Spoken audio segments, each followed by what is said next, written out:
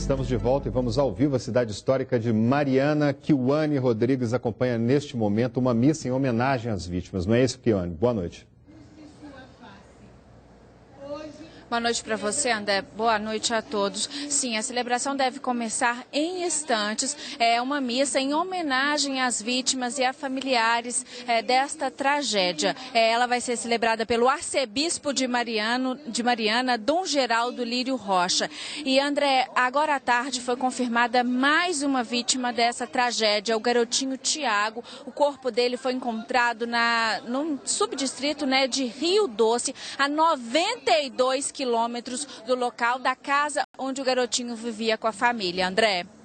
Obrigado pelas informações, Kiwane. E agora vamos falar sobre história, arte, arquitetura, gastronomia da melhor qualidade. A gente encontra tudo isso bem pertinho aqui de Belo Horizonte. Quer saber onde? Acompanhe a reportagem comigo.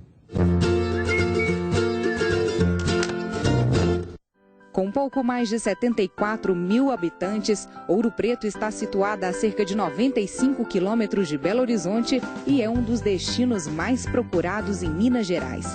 Famoso pela arquitetura colonial, o município representa todo o charme e beleza natural de uma cidade cravada entre rochas. Ouro Preto foi fundada em 1698 pela comitiva de bandeirantes saídos de Taubaté. Em 1711 foi elevada a vila, ou seja, a categoria de cidade. Foi uma vila que cresceu em torno do ouro, em torno da exploração aurífera. O ouro conhecido como Ouro Preto por conta da composição do solo, rica em bauxita e paládio. Cada pedra, cada ladeira conta um pouco dessa memória histórica do ciclo do ouro. Dentro do contexto de Ouro Preto, em relação ao acervo patrimonial, a Paróquia do Pilar compõe cerca de 23 igrejas. Dentre estas, nós temos cerca de 8 igrejas que fazem parte de um roteiro turístico compreendido como Museu de Território. Nós temos hoje cerca de 120 mil pessoas que nós recebemos durante o ano. A cidade, que foi palco da Inconfidência Mineira, é também uma das primeiras do mundo a ser declarada Patrimônio Cultural da Humanidade pela Unesco. Título que conquistou em 1980. É a cidade da América Latina que tem o maior conjunto arquitetônico colonial preservado. Eu estou achando lindo, principalmente as obras de arte, as igrejas, tanto para o lado espiritual, para a gente se sentir em paz, quanto para a questão das obras de arte, das esculturas. O ponto de partida dos passeios pela cidade histórica é a Praça Tiradentes, que tem à sua volta vários pontos importantes, como o Museu da Inconfidência.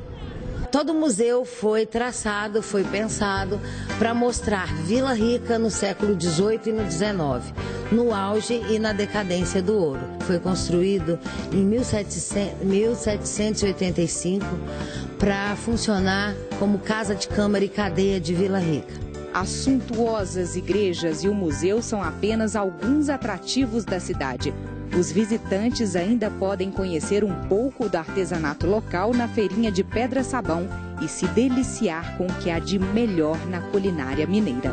Toda semana estou aqui para trabalho, e para lazer também. Ouro Preto me traz muito pela cultura, mas também pela gastronomia, que tem todas: frango molho pardo, frango com quiabo, angu, lobrobrô, que é uma comida muito típica aqui de Minas, é muito bom. É um local que eu encaixaria como aqueles que você deve visitar antes de morrer. É imperdível, eu recomendo, com certeza.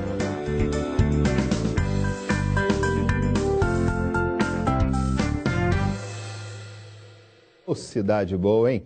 Agora o futebol. Início promissor, arbitragem polêmica, queda de rendimento. Afinal, quais foram as causas dos tropeços do Galo no Brasileirão, hein?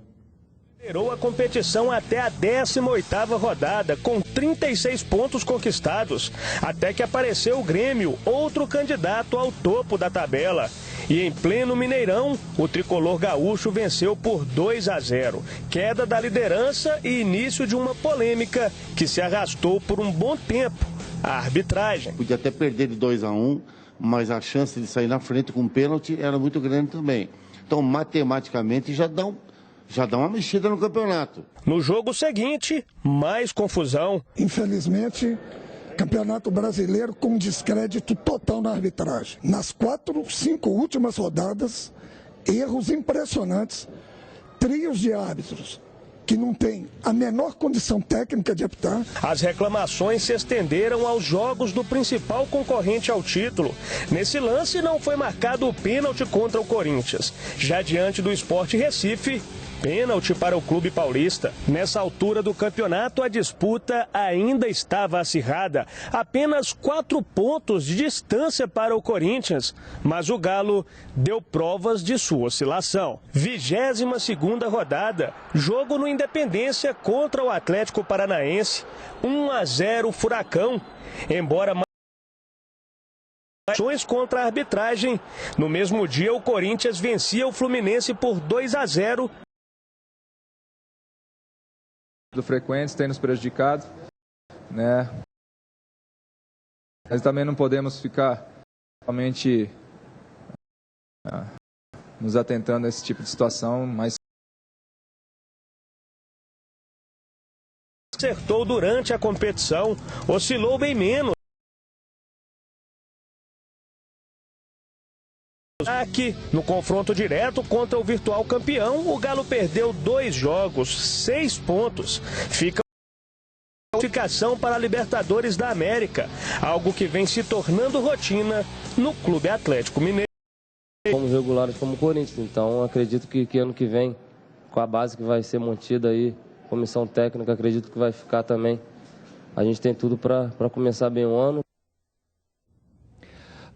O bom momento da equipe permite que a diretoria comece a planejar os passos para 2016. Renovações, dispensas e contratações estão na pauta. Dentro de campo, um time em boa fase. Já são 10 jogos de invencibilidade, posição tranquila na tabela, sem o temido risco de rebaixamento.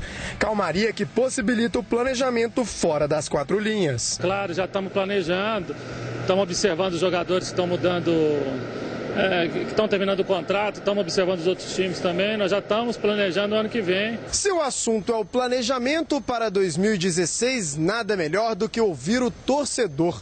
Quais jogadores devem permanecer? Quem deve sair? E quais seriam as contratações necessárias para que 2016 seja um ano melhor para os cruzeirenses? Ceará, Charles, Júlio Batista e Leandro Damião têm contrato até o fim do ano. Quem merece ter o vínculo renovado? O Ceará eu acho que pode ficar, que ainda dá para usar. O Ceará com certeza que é um jogador muito importante no time. Os nomes só o Damião. Um atacante experiente, né, artilheiro do time na temporada, eu acho que a prioridade dentre esses, acho que de renovação, seria do Damião. Também tem os atletas que estão emprestados para outras equipes e que continuam vinculados à Raposa. Os favoritos para retornarem parecem ser os atacantes Elber, que está no Sport de Recife, e Neilton, cedido ao Botafogo. O Neilton é um caso a pensar em reintegrar o elenco do Cruzeiro. O Elber e o Neilton estão indo muito bem nos times que eles estão jogando e podem somar muito ano que vem. Eu vejo um futuro Neilton e o Elber. Se está emprestado é porque não serviu esse ano não foi muito bacana, né? Caso a diretoria procure jogadores no mercado, um camisa 10 parece ser o sonho do torcedor do Cruzeiro. O meio campo armador ajudaria um pouco o time. O tal camisa 10 está fazendo... camisa 10, é. Precisa de um centroavante, um meia esquerda, um camisa 10, um pouco mais eficiente. Ainda temos, acho que um time, uma base boa para o ano que vem. É só algumas contratações cruciais. Enquanto a diretoria trabalha fora de campo, dentro dele é bom ficar atento. O técnico Mano Menezes está de olho. Isso vai influenciar na próxima temporada. Eu já disse isso aos jogadores, nas decisões que precisamos tomar, na maneira como você termina, a retomada é diferente. Um homem foi internado na UPA Pampulha com suspeita de estar infectado com o vírus Ebola. Notícia ao vivo, direto dos estúdios da Rádio Band News. Lucas Catapreta, boa noite. Oi, André, boa noite para você. Olha, esse caso já é investigado pelo Ministério da Saúde, viu? Um homem de 46 anos que esteve recentemente na Guiné e chegou ao Brasil na última sexta-feira. No domingo, ele procurou a UPA da Pampulha apresentando alguns sintomas, como febre alta, dor muscular e dor de cabeça. Após a identificação da suspeita, o paciente foi isolado e a UPA Pampulha foi fechada. Tá certo, tivemos um probleminha aí no microfone. Daqui a pouco eu trago essas informações para você.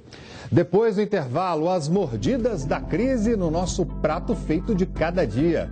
Gente, o preço do PF disparou em Belo Horizonte.